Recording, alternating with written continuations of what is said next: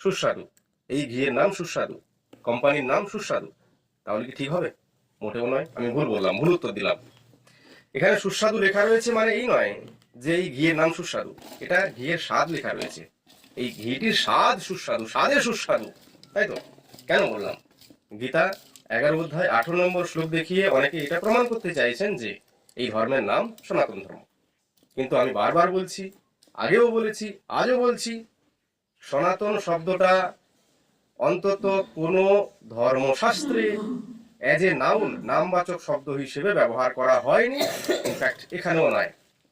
আরে বলেন কি মশাই, ভাগবত পুরাণে আছে এবং মহাভারতে আছে, এছাড়াও আরও বহু ধর্মগ্রন্থে আছে যে ব্রহ্মার মানসপুত্র ছিলেন সনকাদি 4জন ঋষি। ওদের নাম হচ্ছে সনক, সনন্দন, সনাতন এবং সনত কুমার।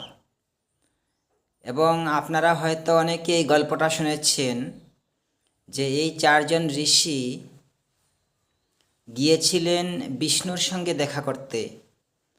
তো বিষ্ণুর যে দ্বার রক্ষক 2জন, জয় ও বিজয়, ওরা ওদেরকে আটকে ছিল, বিষ্ণুর সঙ্গে দেখা করতে দিচ্ছিল না।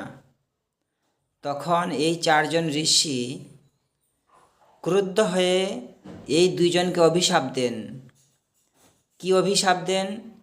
যে তারা কাম, ক্রোধ ও লোভের বশবর্তী হয়ে মর্তলোকে গিয়ে জন্ম নেবে, অসুর হয়ে জন্ম নেবে। তো সেই যে গল্প, সেই গল্পের পরে কি হয় যে তারা অসুর হয়ে জন্ম নেয়। তারা ভগবান বিষ্ণুর কাছে প্রার্থনা করেছিল জয় ও বিজয়, যে এই সাপ থেকে তাদেরকে মুক্ত করে দিতে। তারা ঋষিদেরকেও প্রার্থনা করেছিল। শেষ পর্যন্ত ভগবান বিষ্ণু বলেন, যাও, তোমাদেরকে আমি সাপ থেকে মুক্ত করতে পারবো না, কিন্তু তোমরা যাতে তাড়াতাড়ি মুক্ত হয়ে এই স্বর্গলোকে, এই বৈকুণ্ঠলোকে আবার আসো, তার জন্যে তোমাদেরকে 2টা অপশন দিচ্ছি। কি অপশন? তোমরা হয়তো আমার শত্রু ভাবে যেতে পারো এই পৃথিবীতে, আর নইলে আমার মিত্র ভাবে যেতে পারো। যদি আমার মিত্র ভাবে যাও তাহলে তোমাদের 7 জন্ম লাগবে বৈকুণ্ঠে আসতে, আর যদি শত্রুভাবে তোমরা যাও তাহলে তোমাদের 3 জন্ম লাগবে।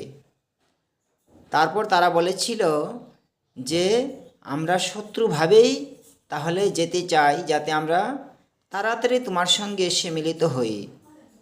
তারপর থেকে ওরা শত্রুভাবে এসেছিল।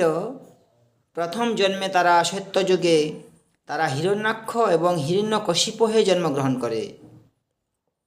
তো ভগবান বিষ্ণু তাদেরকে যথাক্রমে বরাহ অবতার ও নৃসিংহ অবতার নিয়ে তাদেরকে মুক্ত করেন। তারপরে দ্বিতীয় জন্মে তারা রাবণ ও কুম্ভকর্ণ হয়ে জন্মগ্রহণ করে।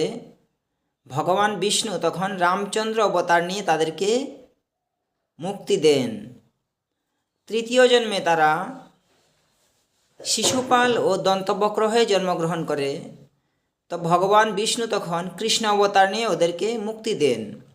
তো এইভাবে এই যে পৌরাণিক গল্পে আছে যে সেই ঋষি সনাতনের কথা, এই 4জন ঋষির কথা, যার মধ্যে একজন ছিলেন সনাতন।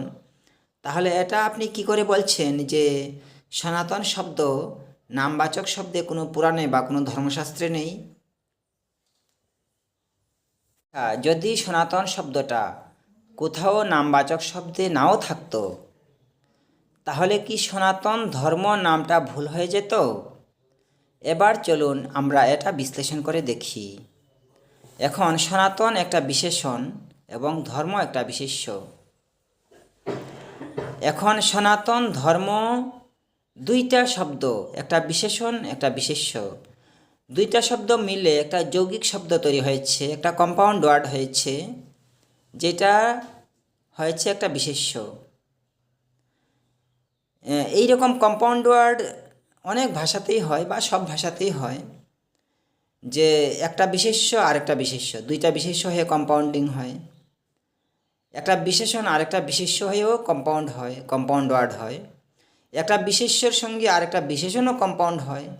ভার্বের সঙ্গে ভার্ব কম্পাউন্ড হয়, ভার্বের সঙ্গে নাউন কম্পাউন্ড হয়। এইভাবে বিভিন্ন যে পার্টস অফ স্পিচ, এগুলোর মধ্যে একটার সঙ্গে আরেকটা মিলেমিশে গিয়ে বিভিন্ন কম্পাউন্ড ওয়ার্ড হয়। এইবার চলুন তাহলে সনাতন ধর্ম যে কম্পাউন্ড ওয়ার্ড, যে এটা বিশ্লেষণ করি। এখন দেখুন এখানে সনাতন ধর্ম, এই যে কথাটা, এই কথাটা সনাতন হলো একটা বিশেষণ, ধর্ম একটা বিশেষ্য। দুটো শব্দ মিলেমিশে একটা শব্দ হয়েছে। এই একটা শব্দ যে হলো, এটা হলো বিশেষ্য। এখন এই রকম আরেকটা শব্দ উদাহরণ দিয়ে আমি বুঝিয়ে দিচ্ছি যে কিভাবে হলো। যেমন ধরুন সুন্দরবন।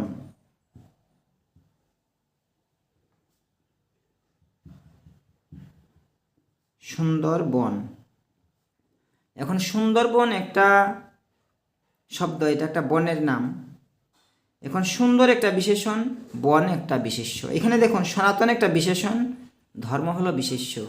এখানে সুন্দর বিশেষণ, বন হলো বিশেষ্য।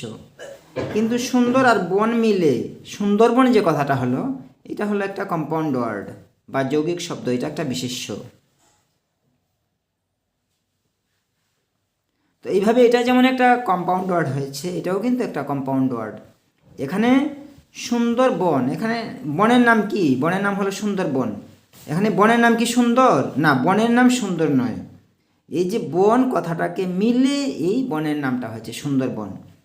সেই রকম এখানে ধর্মের নাম কি সনাতন? না, ধর্মের নাম সনাতন নয়। ধর্মের নামটা হলো সনাতন ধর্ম। এই ধর্মটাকে মিলে নামটা হয়েছে। কাজেই ওয়ার্ডের সঙ্গে ওয়ার্ড ইউজ কিভাবে হয়েছে, এটা নিয়ে একটা বিভ্রান্তির সৃষ্টি করে আমরা বলতে পারি না যে সনাতন ধর্ম কোনো নাম হতে পারে না, বা সনাতন ধর্ম কোনো ধর্ম হতে পারে না।